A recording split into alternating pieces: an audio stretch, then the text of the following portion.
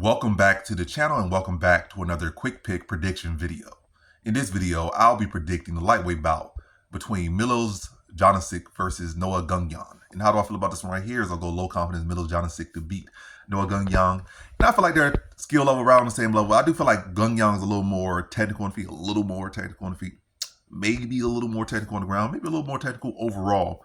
But a lot of times don't just come down to technique.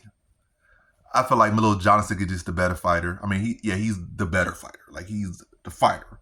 And that's not necessarily saying take, like, if they, like I said, you throw them into, like, fighting situation, like, who's going, let's fight in a bar, let's fight in the alley, it's like that.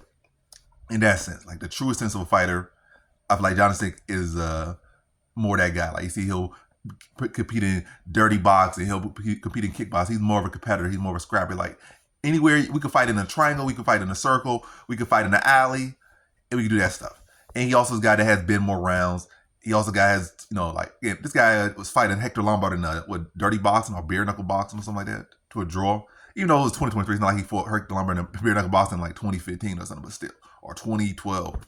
But still, it's still a guy that said, like, I'm going to fight anybody. And he's a lightweight at that. Hector Lombard was fighting at middleweight and whatnot, sometimes light heavyweight. But, yeah. That's a guy that's saying, like, I'm willing to fight, I'm willing to scrap with anybody, anywhere. So that mentality, I think, is what's going to carry here. I don't feel like Noah Gugnon is some amazing fighter. I don't feel like Milos Janicic is some super talented fighter. So I feel like they're around a similar skill level, but Janicic has definitely tested himself more. And I feel like this is a fight that ultimately is going to come down to who's going to win it more, who's going to scrap more. And definitely the scrappier fighter of the two is Janicic.